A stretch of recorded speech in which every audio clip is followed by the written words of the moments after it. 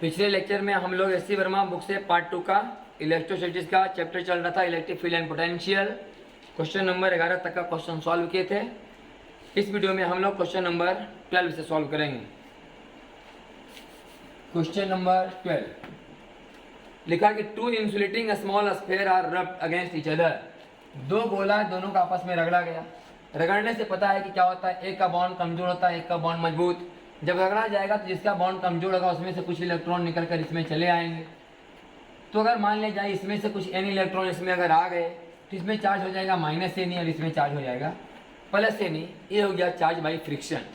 कि जब किसी दो वस्तु का आपस में रगड़ा जाएगा, लूजली बॉन्ड से मतलब टाइटली बॉन्ड में इलेक्ट्रॉन निकल के आ जाते हैं। अगर मान लिया यहाँ से एन इलेक्ट्रॉन निकल गया तो एक न्यूट्रल बॉडी में एन इलेक्ट्रॉन आ गया तो माइनस एन, न्यूट्रल बॉडी से एन इलेक्ट्रॉन निकल गया तो प्लस एन। अब सवाल कहता है कि दोनों को रगड़ने के बाद 1 सेंटीमीटर की दूरी पर रख दिया गया। कहने का मतलब प्लस एनी और माइनस एनी चार्ज को 1 सेंटीमीटर की दूरी पर रख दिया गया, 1/100 मीटर की दूरी। If they tract each other, तब इनके बीच लगने वाला जो अट्रैक्शन फोर्स है इसका मान 0.1 न्यूटन पाया गया। तो बताइए कितना इलेक्ट्रॉन ट्रांसफर हुआ, एन का मान बताना है। फोर्स का मान आपके सामने है, के का मान 9 × 10 के पावर 9, Q1 × Q2 का मतलब n स्क्वायर ई स्क्वायर अब बटे आर स्क्वायर का मतलब 10 के पावर -4, 10 टू द पावर -2 का whole square 10 to the power -4। तो 10 टू द पावर -4 यहाँ आ जाएगा तो 10 to the power -5, 10 to the power -5 -4 ही और 2 to -1 खुद है तो -5 अब बटा 9 × 10 के पावर 9 गुना ई का स्क्वायर बराबर n का स्क्वायर। n का मान निकालना है, यहाँ पर क्या करना पड़ेगा, रूट। तो 9 चला जाएगा ऊपर तो 9 5 14, 9 5 14 तो हो गया 10 के पावर -14। तो -14 का -7 और 9 का 3 आई स्क्वायर का ई मतलब 1.6 × 10 की पावर -19। अभी -19 पड़ जाएगा तो +12 3 से रहेगा 10 के पावर 12 अब बटा 3 × 1.6 16 48 4.8 तो 10 बटा 4.8 × 10 के पावर 11। तो मोटा मोटा अगर 5 माने तो 5 दूनी 10, 2 × 10 के पावर 11 इलेक्ट्रॉन के आसपास। क्वेश्चन नंबर 12 2 × 10 के पावर 11 इलेक्ट्रॉन। क्योंकि इलेक्ट्रॉन का संख्या दशमलव में हो पाना संभव है नहीं, मोटा मोटी हाँ इसमें संभव है क्योंकि 10 के पावर 11 है बहुत है। अगर कुछ दशमलव में भी आएगा तो इतना जीरो है कि दशमलव तो वहाँ से हट ही जाएगा। तो मोटा मोटी 5 मान लिया, 5 दूनी 10, 2 × 10 के power 11 electron.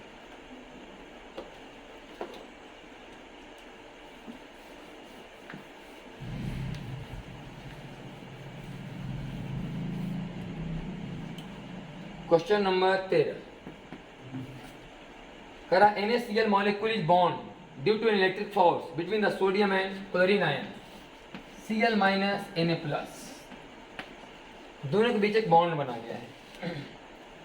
molecule is bond due to an electric force between the sodium and chlorine ions, then one electron of sodium is transferred to chlorine। एक इलेक्ट्रॉन सोडियम का क्लोरीन में चला गया, -E और E प्लस। यहाँ पर charge बोला जाएगा -E, यहाँ चार्ज बोला जाएगा +E। Taking the separation between the ions, इसके बीच की दूरी को माना जाएगा 2.75 × 10 टू द पावर -8 सेंटीमीटर। हम लिखे -10 मीटर। सवाल में लिखा गया 2.75 × 10 to the power -8 centimetre. Centimetre को बदल दिया हमने मीटर में। Find the force of attraction between them, state the assumption if any they you have made. कह रहा है कि इसके बीच लगने वाला फोर्स का मान बताइए। तो F बराबर आ जाएगा ये 9 × 10 के पावर 9, फिर इलेक्ट्रॉन के चार्ज गुना करेंगे तो आध हो गया 2.56 × 10 के पावर 19 दूना 38, 1.6 × 10 के पावर -19 दो बार और बटे आर का स्क्वायर 2.75 गुने 10 के पावर -10 का होल स्क्वायर। ये हो गया -20। तो -20 और 9, -20 + 20 और 9 29, 29 और -38 मतलब -9, सही कि नहीं। -10 का स्क्वायर -20 से ऊपर जाएगा तो 20 और 9 29, 29 यहाँ माइनस 38 तो -9 से यहाँ तक। तो 9 गुने 2.5 6 बटा 2.7 5 गुने 2.75 तो 7 9 9 5 9 5 कितना हो गया 14 कटने वाला है नहीं तो गुना कर लेते हैं इसको करो तो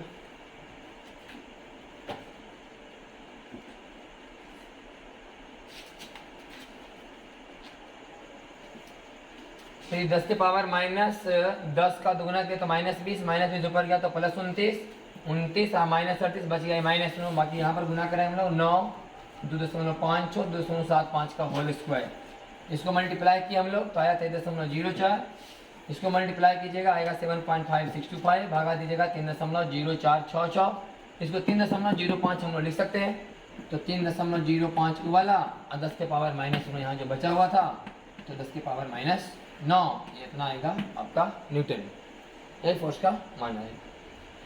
क्वेश्चन नंबर देखेंगे 14 number 14 number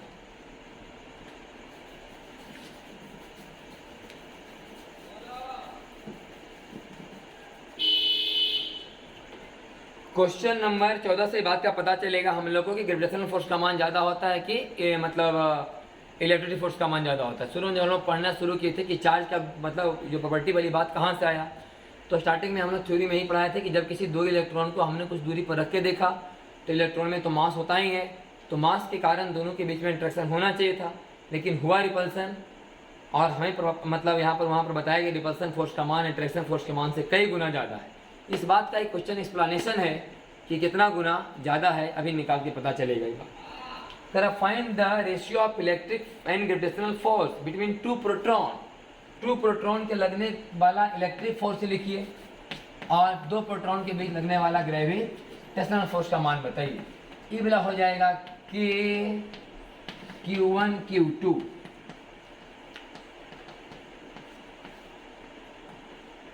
by R square आई हो जाएगा G M1 M2 प्रोटॉन का द्रव्यमान 1.67 -27 का होल स्क्वायर बटा R स्क्वायर। पूरा कहानी कैंसिल बाकी भागा देना है तो 9 गुना 10 के पावर 9 गुने 2.5 6 गुने 10 के पावर -38 6.67 गुने 10 के पावर -11 1.67 का होल स्क्वायर गुने 10 के पावर -54 तो -54 -11 54 10 64 1 65 -65 ऊपर जाएगा तो +65 और +65 और 10 75 मैंने 74 तो 10 के पावर कितना आएगा ये 74 और 10 के पावर 74 में घटेगा कितना ये 38 तो 38 39 40 41 42 43 44 3 3 6 मैंने 36 चलिए तो ले तो 10 के पावर 36 तो ऐसे ही आ गया और बाकी हो गया ये 9 गुने 2.56 6.67 गुने 1.67 का होल स्क्वायर और गुने 10 के पावर 36 बाकी अपने यहाँ से गुना भाग करिएगा आंसर हम देख के बता रहे हैं आपको 1.23 गुने 10 के पावर 36 तो मोटा मोटी वही पता चल गया। इसको गुना भाग कीजिएगा अपना तो 1.23 के आसपास आया होगा आएगा 10 के पावर कितना 36 मतलब मोटा मोटी 10 के पावर 36 गुना ज़्यादा है इलेक्ट्रोस्टैटिक फोर्स ग्रेविटेशनल फोर्स से। इसलिए मतलब कि प्रोटॉन के बीच में अट्रैक्शन बल का पता नहीं चलता हमको लगता है कि प्रोटॉन के बीच में रिपल्सन हो रहा वास्तव में अट्रैक्शन भी वहाँ पर होते रहता है लेकिन 36 गुना ज़्यादा है तो हम लोग अट्रैक्शन वाले फोर्स के मैग्नीट्यूड को इग्नोर कर देते हैं और इसलिए समझते हैं कि दोनों के बीच में रिपल्सन होता है। ये हो गया आपका क्वेश्चन नंबर अभी 14। क्वेश्चन नंबर 15 में आइए। क्वेश्चन नंबर 15 में अभी हम एक सवाल बना रहे थे कि एक न्यूक्लियस के अंदर में प्रोटॉन और न्यूट्रॉन बिखरे हुए सोना का लिखा था गोल्ड का न्यूक्लियस है उसके अंदर में प्रोटॉन और न्यूट्रॉन थे। क्वेश्चन नंबर था कहीं में 11 में तो पिछले लेक्चर में आप लास्ट सवाल में देखिए क्वेश्चन नंबर 11 में उसमें एक सवाल था कि न्यूक्लियस के अंदर में प्रोटॉन और न्यूट्रॉन बिखरे हुए, बताओ कि दो मतलब प्रोटॉन के बीच का कितना बल रहेगा जो सबसे ज़्यादा दूरी पर है। तो हम लोग क्वेश्चन नंबर 11 में न्यूक्लियस का डायमीटर ले लिए थे कि भाई डायमीटर सबसे मैक्सिमम दूरी है, वहाँ पर प्रोटॉन है। सवाल उसमें पूछा गया था कि प्रोटॉन बाहर क्यों नहीं निकल रहे हैं, तो यहाँ पर हम लोग एक्सप्लेनेशन भी देते कि न्यूक्लियर फोर्स काम कर रहा है। तो इस क्वेश्चन में क्वेश्चन नंबर 15 में न्यूक्लियर फोर्स का एक्सप्रेशन दिया हुआ है कि न्यूक्लियस के अंदर में जो न्यूक्लियर फोर्स काम करता है उसका फार्मूला क्या है। तो इसमें एक फार्मूला लिखा गया है न्यूक्लियर फोर्स का क्वेश्चन नंबर 15 में, और वहाँ भी बताए थे कि न्यूक्लियर फोर्स होता है अट्रैक्टिव फोर्स। यहाँ भी बात लिखा गया है कि suppose an attractive nuclear force acts between two proton, किसी न्यूक्लियस के अंदर में दो प्रोटॉन के बीच लगने वाला attraction force may be written as, लिखा है, मे भी लिख भी सकते हैं, नहीं भी लिख सकते हैं, क्वेश्चन के हिसाब से अपना बताया गया है। और फोर्स का जो समीकरण लिखा गया है F बराबर C e to the power minus k r और बटा आर स्क्वायर। इन न्यूक्लियर फोर्स का फॉर्मूला दिया गया है इस क्वेश्चन के हिसाब से कि किसी न्यूक्लियस के अंदर में दो प्रोटॉन के बीच लगने वाला बल का अगर ये फार्मूला है, मान लो कि एक फार्मूला है न्यूक्लियर फोर्स का, तब सवाल कर रहा है कि write down the dimension formula and appropriate SI unit of C and K. तो बताओ सी और के का यूनिट एंड नहीं डायमेंशन क्या है इसे, हाँ नहीं डायमेंशन और यूनिट दोनों, सी और के का यूनिट और डायमेंशन क्या है। ये हो गया डायमेंशन का सवाल। सबसे पहला बात तो एक नंबर है, नंबर का डायमेंशन होता नहीं, तो नंबर का डायमेंशन होगा नहीं m0 l0 t0, और नंबर का यूनिट होने वाला है नहीं। तो के बारे में कहा जाए तो डायमेंशन होगा 1/r का डायमेंशन, r का डायमेंशन l, तो हो जाएगा l पर पावर -1 और मात्रक हो जाएगा क्या हम लोग का मीटर इनवर्स। इस तरह से के बारे में आ गया कि write on the dimension formula and appropriate SI unit of C and K, तो कहानी के का हो गया। अब बच्चा सी, ये तो पूरा नंबर है, ये है एक्सपोनेंशियल पावर एक number to the power number बराबर नंबर, तो सी बराबर FR स्क्वायर। तो सी का मान आ गया FR स्क्वायर, एफ का ML टी पर पावर -2 L स्क्वायर बराबर ML 3 टी पर पावर -2, मात्रक बराबर न्यूटन मीटर स्क्वायर, फोर्स का न्यूटन और दूरी का मीटर स्क्वायर। तो 15 नंबर सवाल का आंसर आएगा ML 3 टी पर पावर -2 और एक L इनवर्स, इसका मात्रक न्यूटन मीटर स्क्वायर, दूसरा मात्रक मीटर इनवर्स। ये क्वेश्चन नंबर 1 का आंसर हुआ। अब इसी में लिखा हुआ कि सपोज दैट के बराबर 1 फर्मी, अगर के का मान 1 फर्मी दे दिया जाए, मैंने के का मान 10 के पावर -15 मीटर आप पुट कर दीजिए, and that the repulsive electric force between the proton is just balance by the attractive nuclear force then the separation is 5 Fermi. कह रहा है कि अगर के का मान 10 के पावर -15 यहाँ रख दीजिए, तब जो मान आएगा, और आर का मान रखिए 10 के पावर 5 फर्मी।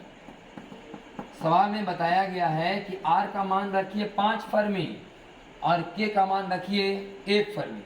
सपोज दैट के बराबर 1 Fermi and that the repulsive electric force between the proton is just balance by the attractive nuclear force then the separation is 5 Fermi. कह रहा है कि दो प्रोटॉन के बीच जब सेपरेशन 5 फर्मी है, पहला बात तो साफ है कि यहाँ पर हम लोग जो बात कर रहे हैं कि electric force between two proton, चूँकि न्यूक्लियर फोर्स है तो इलेक्ट्रॉन का तो चर्चा होने का कोई बात ही नहीं, ये तो होगा फोर्स या तो प्रोटॉन के बीच या तो न्यूट्रॉन के बीच। लेकिन न्यूक्लियर फोर्स का तुलना किया जा रहा है इलेक्ट्रिक फोर्स से, तो फिर न्यूट्रॉन यहाँ से कोई मतलब नहीं, क्योंकि पर चार्ज है नहीं, तो पूरा कहानी आके रुकेगा प्रोटॉन पर। तो ई न्यूक्लियर फोर्स मतलब न्यूक्लियस के अंदर में दो प्रोटॉन है, तो दो प्रोटॉन के बीच लगने वाला न्यूक्लियर फोर्स और दो प्रोटॉन के बीच लगने वाला रिपल्सन फोर्स, दोनों का मान बराबर है तब जब दोनों प्रोटॉन के बीच की दूरी 5 फर्मी। तो यार का मान यहाँ पुट करना पड़ेगा हमको 5 फर्मी। ये तो डायमेंशन में कहानी हटाते हैं यहाँ से, मतलब ई जो मान है न्यूक्लियर फोर्स का मान, attractive nuclear force repulsive force के बराबर है, जिसका मान होता है K Q1 Q2 अब बटा R का स्क्वायर, ये दोनों मान बराबर है, R square R square cancel. तो यहाँ से K का मान पता चलिए गया है, R का मान पता चलिए गया है, E का मान पता है ये है, S का कोई काम ही नहीं है, बाकी बचा यहाँ से कौन सी, यहाँ से हम लोग सी का मान आसानी से निकाल सकते हैं। थोड़ा कैलकुलेटर से गुना भाग करना पड़ेगा, ई का मान रखना पड़ेगा 2.71 का पावर बैठाना पड़ेगा के गुने आर। के का मान पुट करेंगे 1 फर्मी, आर का मान पुट करेंगे हम लोग 5 फर्मी। पूरा कैलकुलेशन थोड़ा गुना भाग करिएगा, यहाँ से मान निकलेगा सी, बाकी सब डाटा पता है। यहाँ से भी निकल जाएगा आपका मान किसका, फाइंड द वैल्यू ऑफ सी, सी का मान निकल जाएगा। ये क्वेश्चन नंबर आपका 15 का आंसर होगा।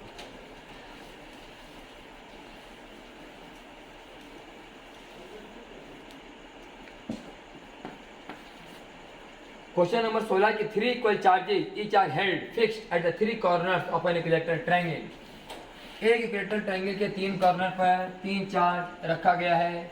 चूंकि इक्विलेटरल ट्रायंगल है, सभी भुजा का मान बराबर होगा। इस चार्ज का मान 2 माइक्रो कूलम है।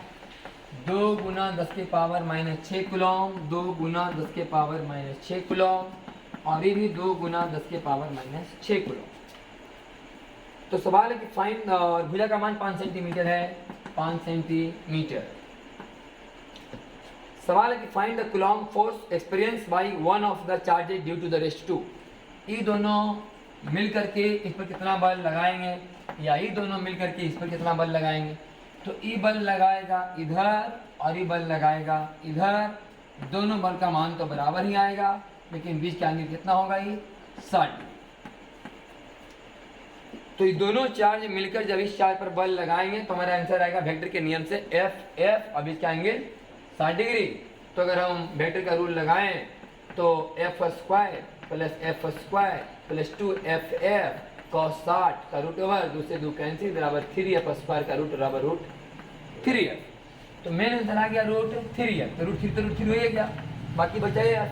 एफ का मतलब ये दोनों के बीच की दूरी, मतलब ये दोनों के बीच लगने वाला बल, या तो ये दोनों के बीच लगने वाला बल बराबर के Q1 Q2 का मतलब 4 गुने 10 के पावर माइनस 12 के Q1 Q2 बटे आर स्क्वायर। आर स्क्वायर का मतलब 5 सेंटीमीटर, तो 5 सेंटीमीटर का मतलब हो गया 0.05 मीटर, 0.05 मीटर। या तो लिखो 5 बटे 100, तो 5 का रह जाए कितना 25, अब बटा 100 कहाँ चला जाएगा, तो 10 के पावर 4, 10 के पावर 4। तो 9 और 4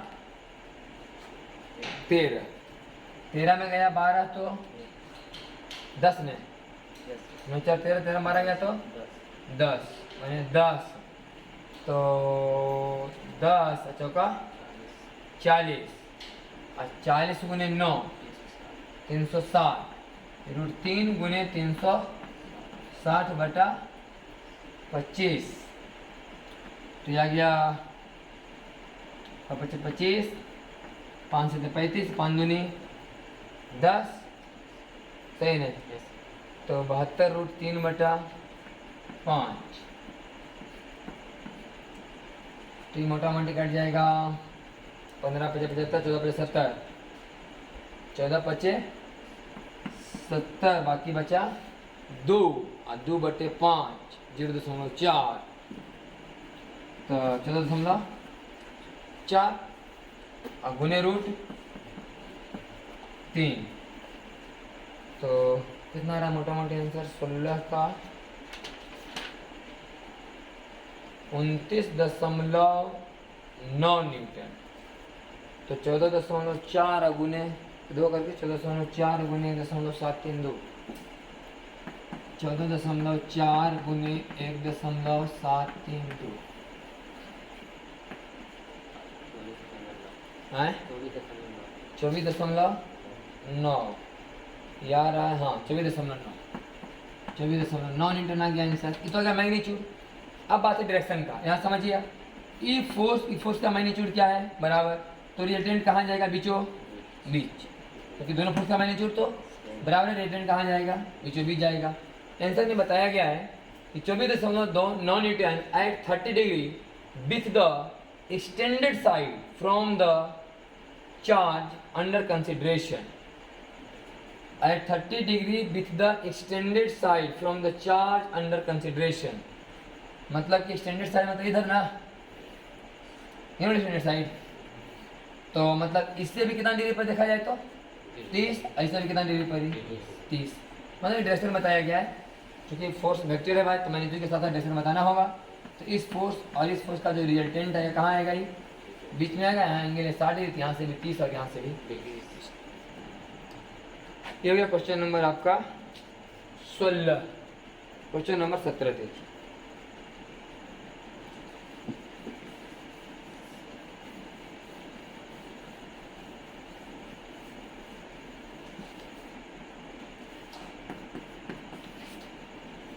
Four equal charges,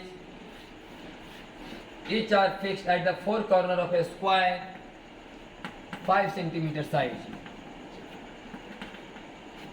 Q का मान फिर से 2 गुना 10 के पावर माइनस 6 कूलम, 2 गुना 10 के पावर माइनस 6 कूलम, चारों कॉर्नर पर समान चार्ज रखा गया।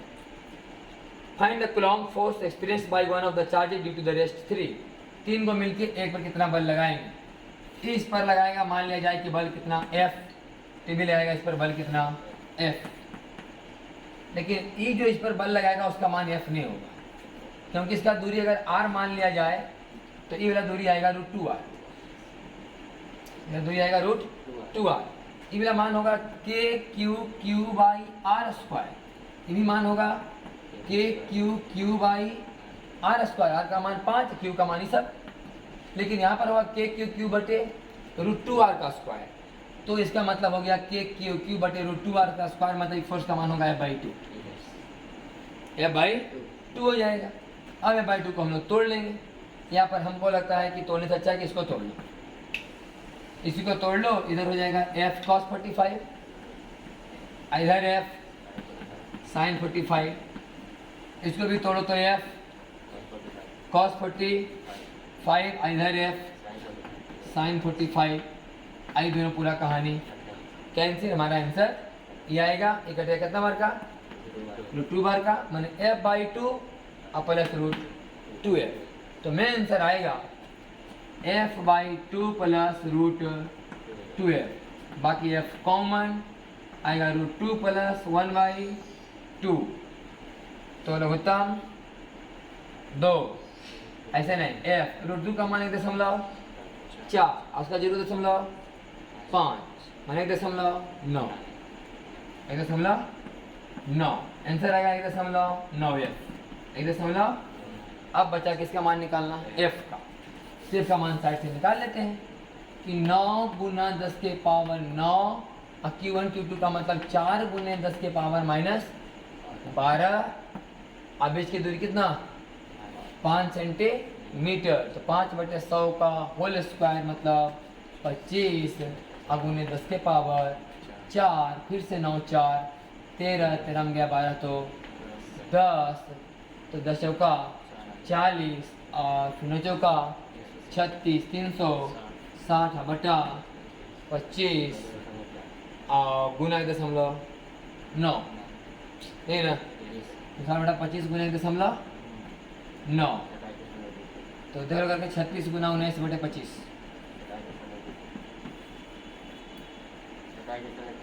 अरे पूरे पूरे तीनों क्या गुना हुआ, कितना है 27.36, यार लेवल 27.5, हम लोग आया 27.36, मतलब मोटा मोटी 27.4। अपना गुनावा दशमलव के साथ साथ कैलकुलेट कीजिएगा तो अपना 27.5 के आसपास ही आएगा। और आंसर तो पता चलेगा कहाँ गया, बीच 45 डिग्री पर। जैसे इसके पहले सवाल में कहाँ गया था 30 डिग्री पर, इसमें जाएगा 45 डिग्री। क्वेश्चन नंबर 18,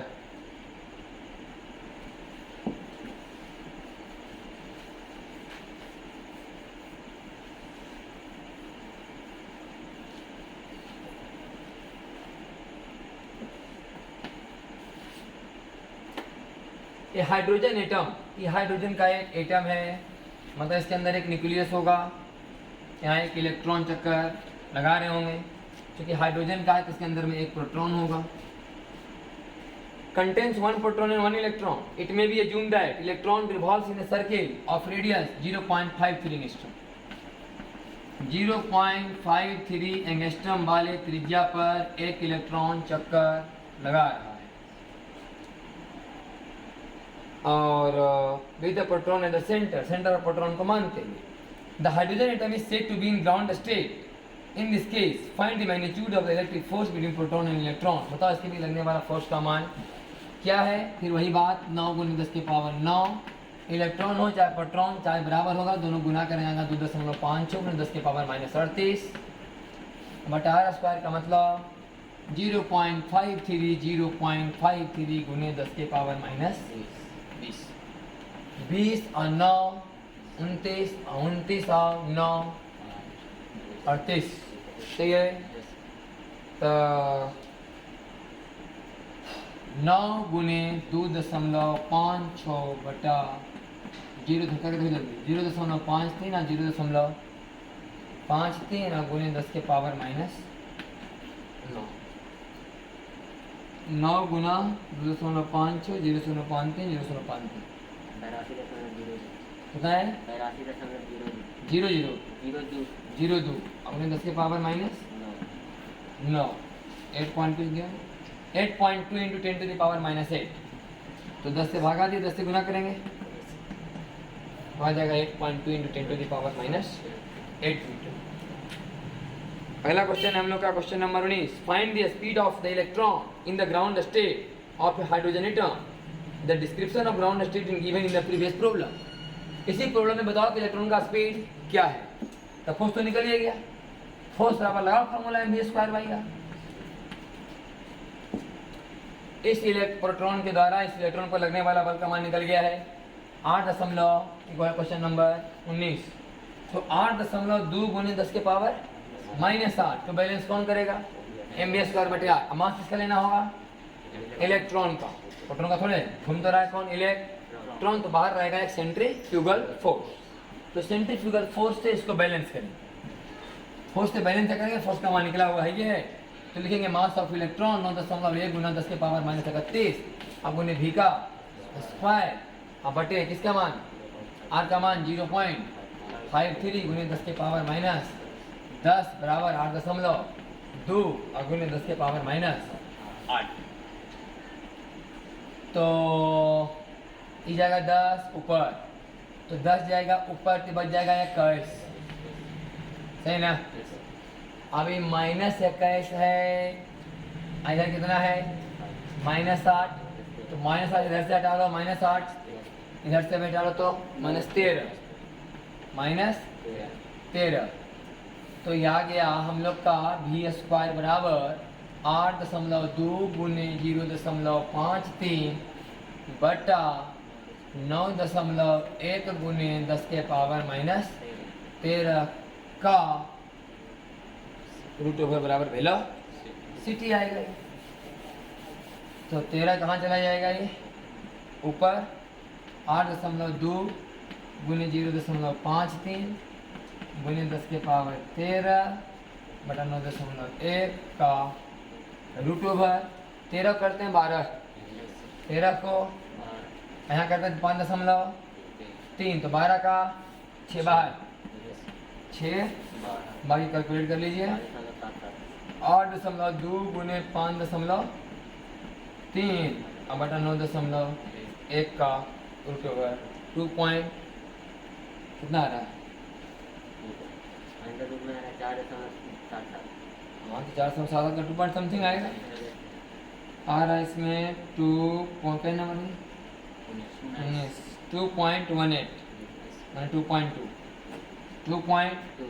ऐसे भी पड़ेगा एटॉमिक स्ट्रक्चर तो फॉर्मूला रट्टा मारा हुआ रहेगा उसमें 2.2 × 10 to the power 6 मीटर पर सेकेंड।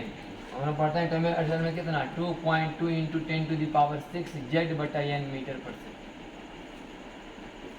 हाइड्रोजन के लिए हो गया, हाइड्रोजन के लिए Z बराबर 1 ग्राउंड स्टेट है तो n बराबर भी हो जाएगा 2.2 × 10 to the power 6। एक क्वेश्चन नंबर क्या हो गया 19। Question number 20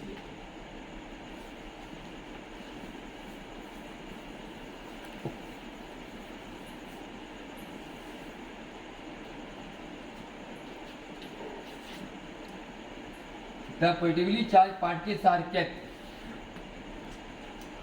fixed on the x-axis।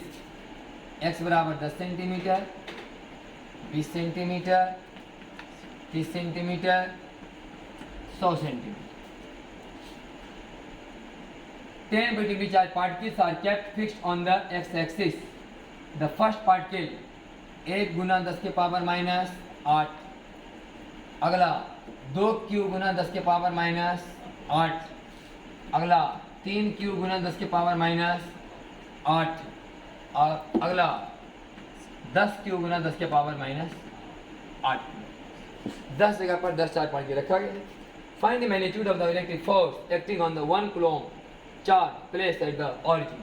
इस 1 कूलम पर लगने वाला बल का मान बताइए। इससे भी लगने वाला बल के कॉमन, 1 कॉमन 10 के पावर माइनस 8 कॉमन, तो बचेगा सिर्फ कितना 1 हुए ना, अब बटा 0.1 का स्क्वायर। सही कि नहीं? यहाँ कितना बचेगा? एक बार लिख लेते हैं बड़ा के Q1 Q2 अब बटा R का स्क्वायर, फिर के Q1 Q2 अब बटा R का स्क्वायर। सही कि नहीं?